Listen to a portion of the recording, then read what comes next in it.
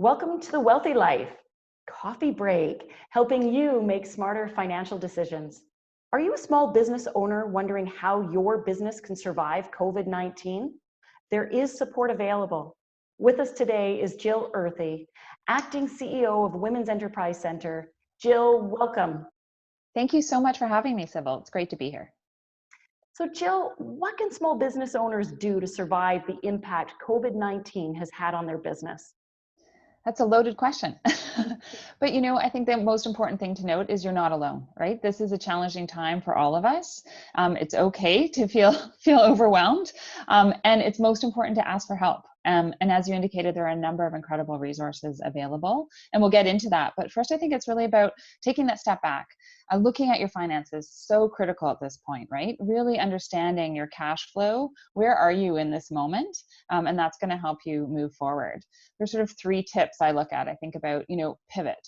What are there other ways to generate revenue? Are there other things that you can do in your business to help you move forward?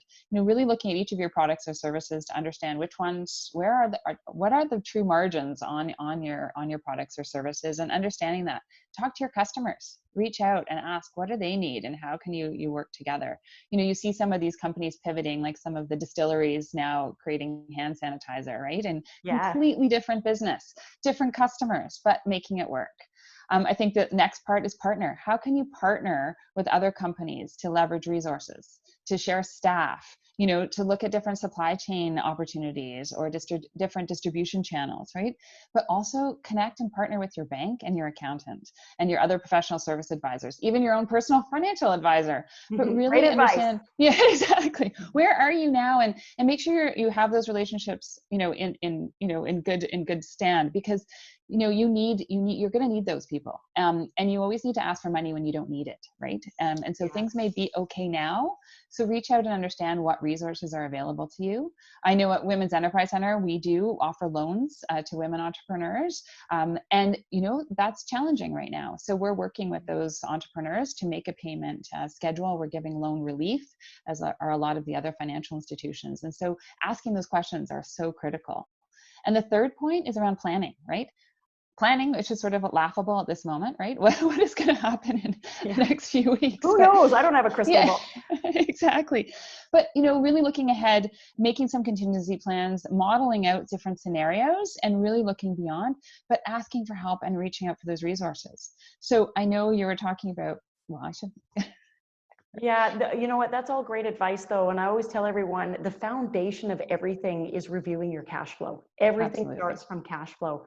And you've shared some great ideas on challenging people to get creative and maybe do things differently. That's one of the positive outcomes of this whole scenario, is it's forced everybody to get out of their comfort zone and maybe try something new. Absolutely. So when we get to some specific help and resources that are available, I know that there is the Canada Emergency Wage Subsidy Program. Can you explain what that is? Yeah, I mean, here in Canada, we've been so fortunate, right? Our government's trying to act, and we're all iterating. This is all brand new. And so when the Canada Emergency Wage Subsidy first came out, it was 10%. And so for small business owners, that's not quite big enough. And now we've seen they only subsidize 10% of the wages. 10% of wages, right? Which was starting point. So just think about how far we've come, and now that's 75%. So 75 of wages up to $847 a week per employee, which equates to about, just over close to $3,400 a month, with the idea that employers could top up that additional 25% if they can. It also applies, to nonprofit organizations. It applies to sole proprietors, to partnerships, to larger organizations. So it's not just the big guys that get this wage subsidy. It's all sizes of business. And the goal, of course, is to retain employees, to keep business progressing, and also so that we can come out of this stronger at a faster rate, because people will be continuing to iterate and look at ways to move things forward. And I think that is so important. And program.